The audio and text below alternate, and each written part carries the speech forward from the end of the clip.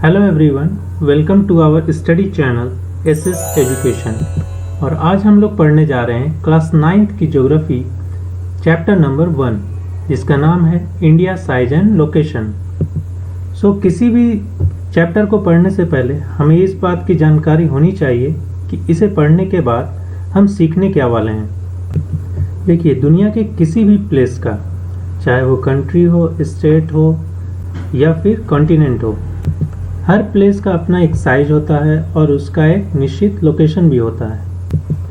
इस चैप्टर को पढ़ने के बाद हम जान पाएंगे कि इंडिया का साइज क्या है और वर्ल्ड मैप पर वो किस जगह पर लाई करता है, यानी उसका लोकेशन क्या है। तो आइए सबसे पहले हम इसका इंट्रोडक्शन जान लेते हैं। अगर सिविलाइजेशन की बात की जाए तो इंडिया जो है वो विश्व के प्राचीनतम सिविलाइजेशन में से एक है। चाहे अगर हम बात करें under the Indus valley civilisation, Harappa संस्कृति की या मोहनजोदड़ो संस्कृति की, ये जो है वो विश्व की सबसे प्राचीनतम संस्कृतियों में से एक है। पिछले 50 सालों की अगर हम बात करें तो भारत ने सामाजिक क्षेत्र में तथा आर्थिक क्षेत्र में कई प्रगति की है। जैसे कि अगर हम बात कर ले एग्रीकल्चर की, इंडस्ट्री की, टेक्नोलॉजी की या ओवरऑल इकोनॉमिक डेवलपमेंट की, इंडिया काफ़ी प्रगति कर रहा है। साथ ही साथ इंडिया का विश्व के इतिहास में भी काफ़ी महत्वपूर्ण योगदान रहा है। अब अगर हम इसके लोकेशन की बात करें तो ये इंडिया जो है वो काफ़ी विशाल देश है, ये हम सब पढ़ते आ रहे हैं। साथ ही साथ ये जो है वो नॉर्दर्न हेमिस्फीयर में लाई करता है। अब सबसे पहले समझते हैं कि ये नॉर्दर्न हेमिस्फीयर होता क्या है। ग्लोब पर खींची गई वैसी इमेजिनरी लाइंस जो इसे दो बराबर भागों में बांटती है उसे हम इक्वेटर कहते हैं। और इस इक्वेटर का ऊपर का जो रीजन है, ये सारा जो रीजन है वो हमारा नॉर्दर्न हेमिस्फीयर में आएगा, जबकि इस इक्वेटर के नीचे लाई करने वाले सारे रीजन्स जो हैं वो साउदर्न हेमिस्फीयर में आते हैं। तो हम देख पा रहे हैं कि हमारा जो इंडिया है वो नॉर्दर्न हेमिस्फीयर में लाई करता है।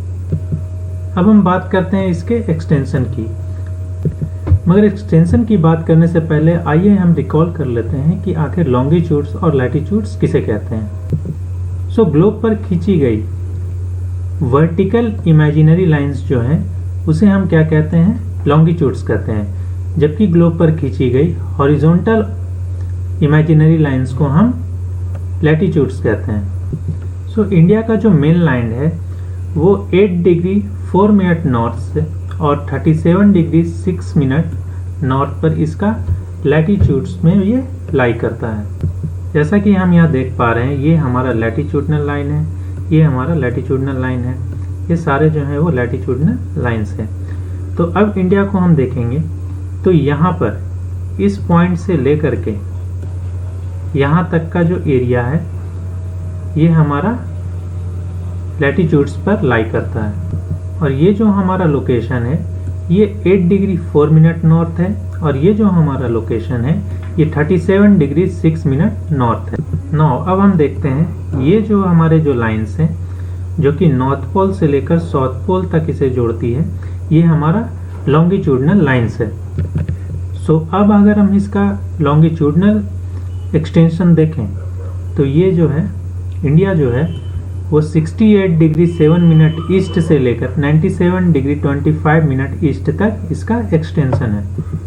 दैट मीन्स यहाँ से लेकर के यहाँ तक। साथ ही इंडिया को जो ट्रॉपिक ऑफ कैंसर लाइन है, ये जो ट्रॉपिक ऑफ कैंसर लाइन है ये इंडिया को 23 डिग्री 30 मिनट पर इसे दो बराबर भागों में बांटती है। इंडिया के साउथ ईस्ट में बे ऑफ बंगाल में अंडमान एंड निकोबार आइलैंड जो है वो लाई करते हैं, और साउथ वेस्ट में अरेबियन सी में हमारा लक्षद्वीप जो है वो लाई करता है।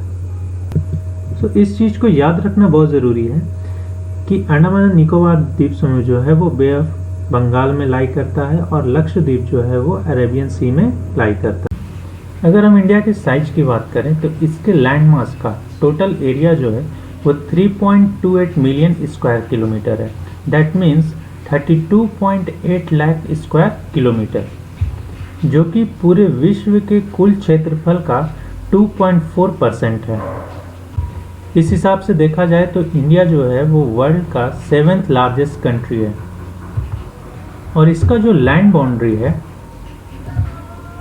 वो 15,200 किलोमीटर है और इसका कोस्ट लाइन जो है यानी कि तटीय जो इसकी रेखा है वो अंडमान एंड निकोबार को मिला करके, अंडमान निकोबार और लक्षद्वीप को मिला करके टोटल 7,516.6 किलोमीटर इसका कोस्टल बाउंड्री है। साथ ही अगर हम बात करें इसके नॉर्थ वेस्ट रीजन की, नॉर्थ और नॉर्थ ईस्ट रीजन की, तो यहाँ पर जो है वो यंगफोल्ड माउंटेन जो है वो पाए जाते हैं। अब यंगफोल्ड माउंटेन और इसके लैंड बाउंड्री और कोस्टल बाउंड्री को हम एक मैप के जरिए देखते हैं। अगर हम इस फिगर की बात करें तो यहाँ हम देख सकते हैं कि रशिया जो है वो टोटल एरिया के मामले में फर्स्ट पोजीशन पर है, यानी कि सबसे ज़्यादा भूमि क्षेत्रफल जो है वो रशिया के पास है और इंडिया जो है वो 7th largest country of the world है। सेकंड पर कनाडा, थर्ड पर यूएसए, फोर्थ पर चाइना, फिफ्थ पर ब्राज़ील एंड सिक्स्थ हमारा ऑस्ट्रेलिया है। आइए अब हम देखते हैं इसका लैंड एरिया और कोस्टल बाउंड्रीज को। इस फिगर में देख रहे हैं ये जो बाउंड्रीज हैं ये इंडिया का लैंड बाउंड्रीज है।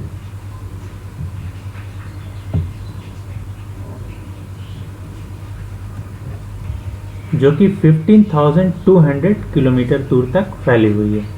साथ ही अगर हम बात करें कोस्टल बाउंड्रीज की, तो ये जो फिगर आप लाइन जो देख रहे हैं ये इंडिया का कोस्टल बाउंड्री है और इसकी लंबाई जो है वो 7,516.6 kilometre including Andaman and Nicobar island and Lakshadweep island. साथ ही इंडिया के इस रीजन में, ये जो रीजन है इंडिया का, यहाँ पर यंग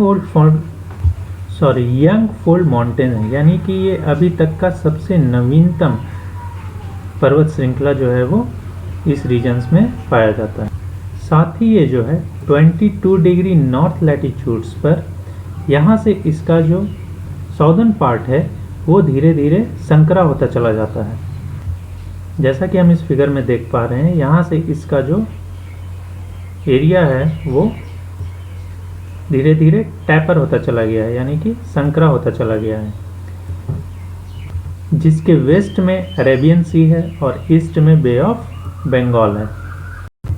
साथ ही यहाँ पर एक बहुत ही इंटरेस्टिंग फैक्ट है कि यदि हम इंडिया का लैटिट्यूडनल और लॉन्गिट्यूडनल एक्सटेंशन देखें तो इसका मेनलैंड जो है वो अप्रॉक्स 30 डिग्री तक फैला हुआ है, बट फिर भी इसका जो ईस्ट से वेस्ट तक का एक्सटेंशन है वो नॉर्थ से साउथ के एक्सटेंशन के मुकाबले काफ़ी छोटा है। जैसा कि हम इस फिगर में देख पा रहे हैं इस मैप में कि इसका नॉर्थ से लेकर के फ्रॉम नॉर्थ टू साउथ इसका जो एक्सटेंशन है वो 3,214 किलोमीटर है, जबकि इसका अगर हम फ्रॉम वेस्ट टू ईस्ट इसका एक्सटेंशन देखें तो ये 2,933 किलोमीटर है। अब हम आगे देखते हैं कि यहाँ पर गुजरात और अरुणाचल प्रदेश के बीच जो टाइम का डिफरेंस है वो करीब 2 घंटे का डिफरेंस होता है, जबकि इंडिया का जो स्टैंडर्ड मेरिडियन है वो 82 डिग्री 30 मिनट ईस्ट से, यानी कि यूपी के मिर्ज़ापुर से क्रॉस करता है, जिसे इंडिया का स्टैंडर्ड मेरिडियन जो है वो माना गया है। अब भारत के लैटिट्यूडनल एक्सटेंशन के कारण यदि हम साउथ से नॉर्थ की तरफ बढ़ते हैं तो दिन और रात में थोड़ा बहुत जो है उसमें ड्यूरेशन में थोड़ा बहुत डिफरेंस जो है वो पाया जाता है। Now our next point is India and the world.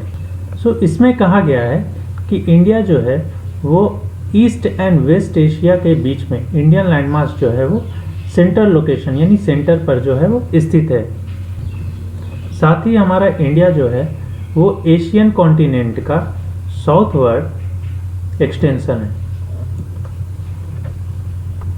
पूरे एशिया में इंडिया जो है वो अपना एक बहुत ही इम्पॉर्टेंट रोल अदा करता है, बहुत ही इम्पॉर्टेंट प्लेस जो है वो अपना स्थापित करता है। इसके कई कारण हैं और सबसे महत्वपूर्ण कारण ये है कि जो इंडियन ओशन है हमारा, वो ईस्ट एशिया को वेस्टर्न कंट्रीज़ यानी यूरोपियन कंट्रीज़ के साथ लिंक करने का काम करता है। इस वजह से इंडिया जो है एशिया में बहुत ही इम्पोर्टेंट रोल जो है वो अदा करता है। यहाँ पर ध्यान देने वाली बात है कि भारत का जो डेक्कन पेनिनसुला है यानी दक्षिण पठार जो है, जिसे हम दक्कन पठार भी कहते हैं, वो इंडियन ओशन में फैला हुआ है, जो कि हमारे यहाँ से वेस्ट एशिया, अफ्रीका और यूरोप के साथ जो है वो कांटेक्ट जो है वो स्थापित करता है। साथ ही अगर हम इंडियन ओशन की बात करें तो भारत का जो तटीय क्षेत्र है, तटीय सीमा जो है वो इंडियन ओशन में और किसी देश के पास नहीं है। इस वजह से इस ओशन का नाम इंडिया के ऊपर पड़ा, जिसे इंडियन ओशन भी हम लोग कहते हैं। अगर अब अदर कंट्रीज़ के साथ भारत की रिलेशन की बात करें तो इसका रिलेशन जो है वो विश्व के अन्य देशों के साथ बहुत ही पुराना है, लेकिन यहाँ मेन पॉइंट ये है कि पहले जो थी वो भूभागों के थ्रू यानी लैंडमास के थ्रू ही कांटेक्ट हो पाता था समुद्री जलमार्गों की अपेक्षा, क्योंकि बहुत सारे ऐसे यात्री जो थे वो भारत के नॉर्थ रीजन में जो पहाड़ी होते थे वहाँ से होकर आते थे, क्योंकि उस समय तक लोगों को भारत के समुद्री मार्ग का ज्ञान नहीं था। तो एंशियंट टाइम्स में भारत जो है वो अपने विचारों का तथा वस्तुओं का इन्हीं रीजन्स के थ्रू आदान प्रदान करता था।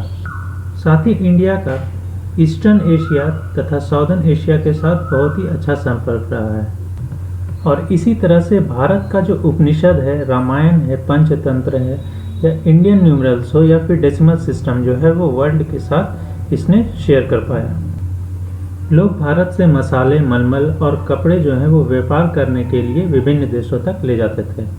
वहीं दूसरी तरफ यूरोपियन जो स्कल्पचर्स है या आर्किटेक्चर है, उनका प्रभाव हमारे देश पर भी विभिन्न स्थानों पर देखा जा सकता है। बहुत सारे स्थानों पर जो है वो गुंबद वगैरह बनाए गए हैं या उनके स्टाइल में यहाँ पर जो है वो आर्किटेक्चर्स जो हैं वो बने हुए हैं, तो उनका प्रभाव भी हमारे देश में पड़ा, क्योंकि वहाँ के लोग जो हैं वो इंडिया में आते थे व्यापार करने के लिए, और व्यापार से सिर्फ चीज़ों का ही आदान प्रदान नहीं होता है बल्कि विचारों और संस्कृतियों का भी आदान प्रदान होता है। आइए अब हम लोग इंडिया के पड़ोसी देशों के बारे में पढ़ते हैं। तो जैसा कि हम सब ने पढ़ा कि इंडिया का साउथ एशिया में बहुत ही इम्पोर्टेंट प्लेस जो है वो है। यहाँ पर बुक में 29 स्टेट्स एंड 7 यूनियन टेरिटरीज की बात की गई है, लेकिन फ़िलहाल इंडिया के 28 स्टेट्स हैं और 8 यूनियन टेरिटरीज हैं, इसमें कि जम्मू एंड कश्मीर को यूनियन टेरिटरीज का दर्जा दिया गया है और साथ में लद्दाख को भी। इस वजह से इंडिया के 29 स्टेट्स से कम होकर के 28 स्टेट्स रह गए हैं और 8 यूनियन टेरिटरीज उनकी हो गई है। अगर हम इसके पड़ोसी देशों में लैंड बाउंड्रीज की अगर बात करें तो नॉर्थ वेस्ट में भारत जो है पाकिस्तान और अफगानिस्तान के साथ अपनी सीमा को शेयर करता है। वहीं चाइना, नेपाल और भूटान के साथ नॉर्थ में और म्यांमार एंड बांग्लादेश के साथ ईस्ट में अपने बाउंड्रीज को शेयर करता है। अगर दक्षिण में हम समुद्र पार की बात करें तो भारत जो है उसके 2 पड़ोसी राष्ट्र हैं, जिनमें एक श्रीलंका है और दूसरा मालदीव है। यहाँ पर इस मैप के थ्रू भी हम देख सकते हैं कि इंडिया जो है वो नॉर्थ वेस्ट में पाकिस्तान और अफगानिस्तान के साथ अपने बाउंड्रीज को शेयर करता है। यहाँ ध्यान देने वाली बात है कि यहाँ अफगानिस्तान के साथ बाउंड्रीज शेयर कहाँ पर करता है, तो ये जो रीजन है यहाँ पर जो है वो अफगानिस्तान के साथ ये अपना एक छोटा सा बाउंड्री जो है वो शेयर करता है। नॉर्थ में अगर बात की जाए तो भारत जो है वो चाइना, नेपाल और भूटान के साथ अपने सीमा रेखा को साझा करता है। ईस्ट में वो अपनी सीमाओं को बांग्लादेश और म्यांमार के साथ शेयर करता है। दक्षिण में अगर बात की जाए तो भारत के साउदर्न बाउंड्री के पास 2 ऐसे आइलैंड्स है जो भारत के साथ पड़ोसी देश की भूमिका निभाते हैं। पहला है श्रीलंका, दूसरा है मालदीव्स। जो कि लक्षद्वीप के साउथ डायरेक्शन में स्थित है। अगर भारत का उनके पड़ोसी देशों के साथ संबंध देखा जाए तो ज्योग्राफिकल और हिस्टोरिकल संबंध जो है उनके बहुत ही अच्छे रहे हैं अपने पड़ोसी देशों के साथ। सो फ्रेंड्स, इस तरह से ज्योग्राफी का chapter number 1 India size and location यहाँ पर समाप्त होता है। अगर आप लोगों को ये वीडियो यूज़फुल लगा तो इसे लाइक कर दें और हमारे चैनल एसएस एजुकेशन को सब्सक्राइब कर दें, ताकि जो नेक्स्ट सब्जेक्ट्स या फिर नेक्स्ट टॉपिक से रिलेटेड जो भी वीडियोस मैं अपलोड करूं उसका नोटिफिकेशन आप सबको मिल सके। Thank you so much for watching.